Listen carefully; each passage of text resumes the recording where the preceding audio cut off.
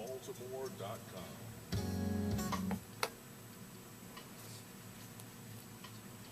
Thank you for tuning in to Mind Your Business, MYB Talk Radio, the radio business talk show that talks all about business. For more information on the show, please go to www.mybtalkradio.com and call in and leave your comment at 1-877-704-1010 or 410-481-1010 or listen live on www.wolbbaltimore.com. On that site, you can, on the MYB Talk Radio site, you can see me in the studio at YouTube, the previous guests, previous shows, and to find out how to advertise your business and how to keep MYB informing you on the airways by sponsorship, go to that website.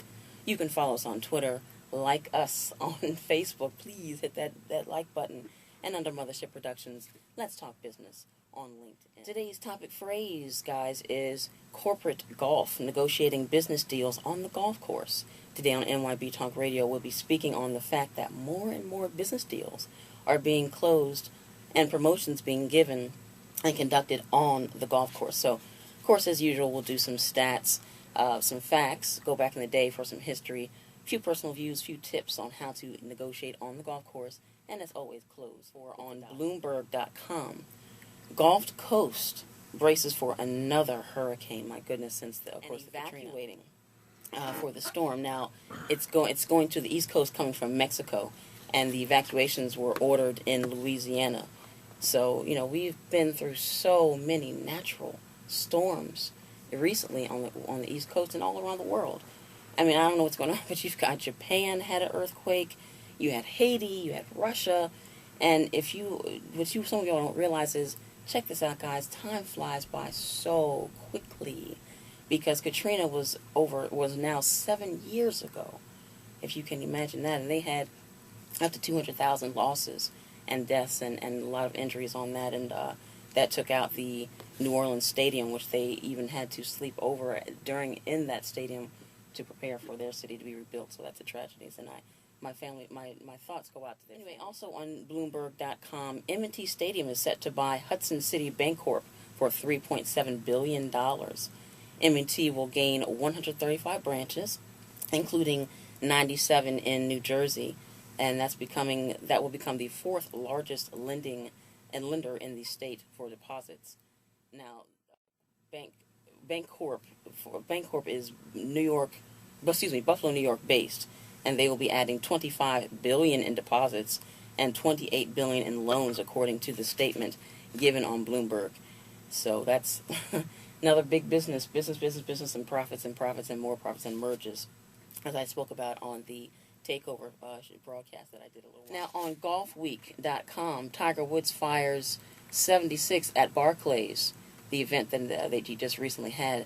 Golf Week staff reports that after 3 putts cost him horribly, Tiger Woods got sent to a 5 over 76 on Sunday at Barclays, and he had a birdie missed at the hole number 9, a chip on number 12, so he's really going through it right now, but those things happen, and he'll bounce back as usual. So anyway, as I said, guys, today's topic phrase is corporate golf, negotiating business deals on the golf course. Let's start off with the back in the day segment and have a little history. And this is according to Wikipedia.org. The origins of a golf-like sport was reported in China since the Southern Tang dynasty and the Song dynasty in year 1960 to 1279. It went to Scotland by Mongolian travelers in the Middle Ages. Also, here's another fact I found that I thought was kind of cool.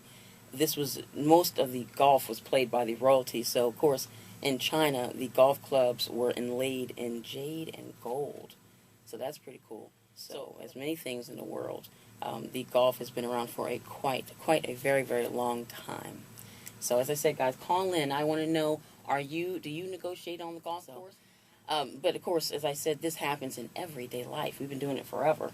So, in business and personal, government branches, marriage, divorces, everything. So now that we've done that, what I want to do is, also, just to bring up a point too, when you negotiate and you're trying to, between two or more different parties, you want to come to a mutual agreement as much as possible. But you even have things like different styles of negotiating. We'll go into that further on the show. There's also such a thing as bartering.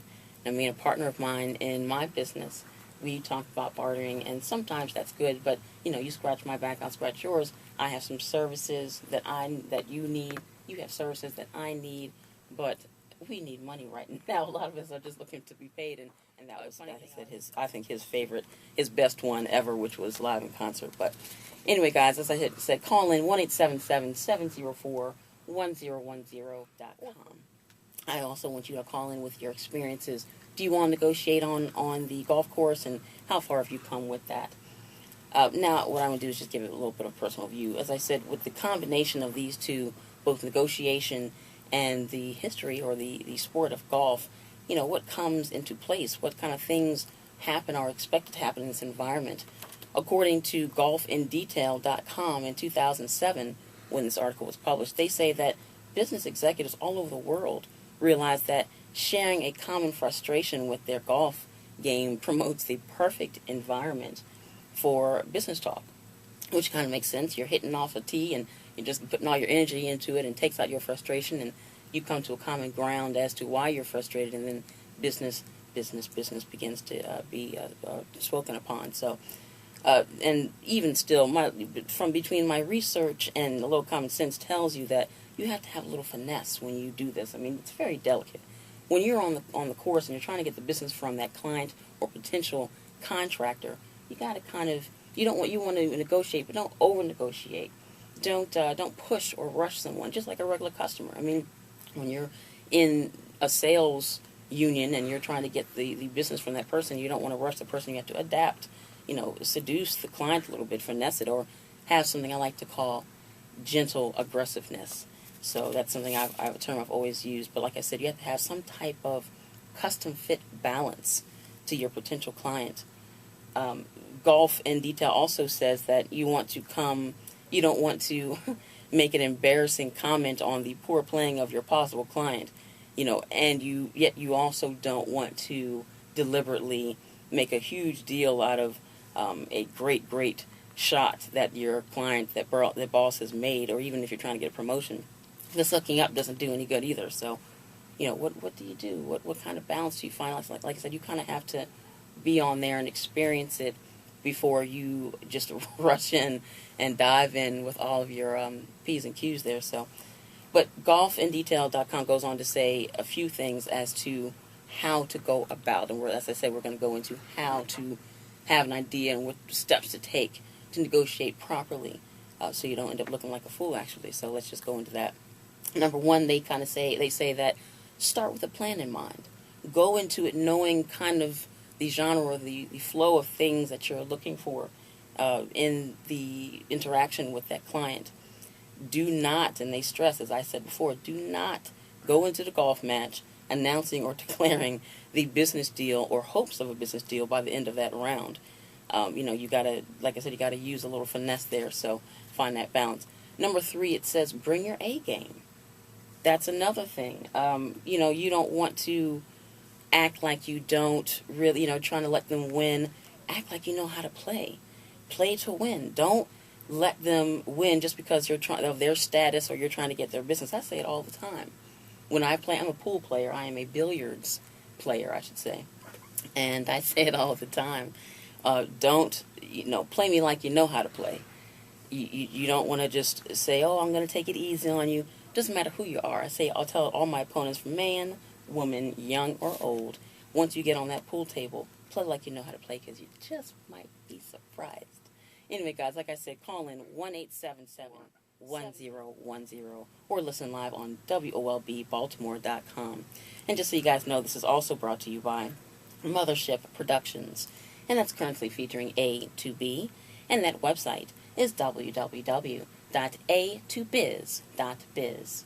That's www.2biz.biz, and that's for your administrative, do business services and products if you're looking to start a business, or if you're trying to currently have the business that you do have right now running smoothly. Please go to that website, and of course, this show's website is MYB Talk Radio. As normal, I want to give you guys some stats. So let's go into that, and that is provided also by the mgtopen.com, and their resources are the European managers by the Welsh Department, Department Agency. What they say is 54% of biz professionals see golf as the sport of business. 25% of business decision makers play golf. 48 of execs see the golf course as an ideal biz environment. So, remember when golf, get out there, and even for those who don't play golf right now or have not yet played golf, like yours truly, get out there on the golf course, because you never know what might happen. So, anyway, guys, as I said, call in if you all are negotiators yourselves on the golf course. I want to hear from you all, because I've done my research, but there's nothing like the real experience. And talking to those of you out there who negotiate on the golf course, business deals that have been closed, huge, small, promotions, jobs, whatever, give me a call. Anyway, the negotiation styles that I found on Wikipedia.com were very commonplace, and I loved their descriptions. So listen up, guys. They gave me 5, as a matter of fact, and I went to a few other sites, Golf in Detail and Golf.com, and they pretty much said the same thing. So, the accommodating negotiator, individuals who enjoy solving other parties' problems. Number 2 is avoiding. The avoiding negotiator, individuals who don't like to get into the possible confrontational side of negotiating. These collaborators enjoy negotiating to solve problems in creative ways. They are great at understanding the concerns, interests. However, Wikipedia also said that they might be so creative that they over-negotiate, over-collaborate, and turn simple situations into complex ones. Number 4 is, and this is a very common type, and I'm sure you all understand when I say this, the competing negotiator. Those are negotiators who like to negotiate because it presents an opportunity to win something. Don't we know a few people like that? But still, a lot of them are so worried about winning something that they skip right over that, and unfortunately, that can end up in a dead deal too. Because if you're too much of a jerk or too much of a dominator, you could lose that deal also. And finally, number 5, guys, is the compromising negotiator.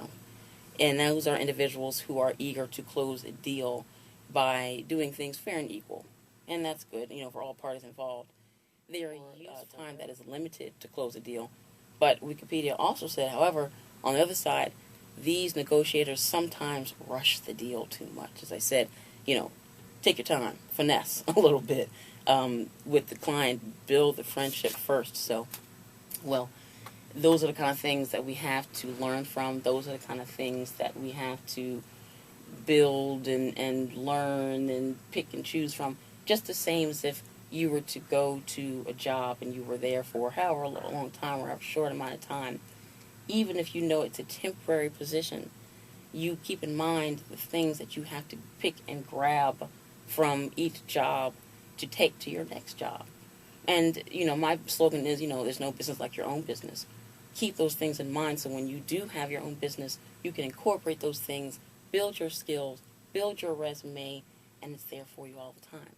And you can keep building as long as you can. Now that we've come to the close of our show, we're going to come to the dotted line. What happens at the end of the deal? Us business individuals have to try to make a way for things to happen in order for us to succeed in our dealings with our jobs and definitely our own businesses. This needs to happen in any environment. In the office, at the business dinner, at the business lunch, on the job site, and even venues like the golf course. Long story short, always be ready at any time to negotiate. Always be ready to sell yourself. Always have your business mind and business heart intact, no matter where. Your own style negotiating, because even at your local country club, if you want things to move in the right direction, you gotta learn to play corporate golf. Well, that's about it, guys. I really do appreciate your time and calling in and listening to the show. Make sure you call every single Monday from 1:30 to 2 p.m. You can follow us on Twitter, like us on Facebook, and under Mothership Productions, Let's Talk Business on LinkedIn. And before I go, I gotta let you know, there's no business like your own business. Miss Robin-Annette signing off on Mind Your Business, MYB Talk Radio on Radio 1's WOLB in Baltimore.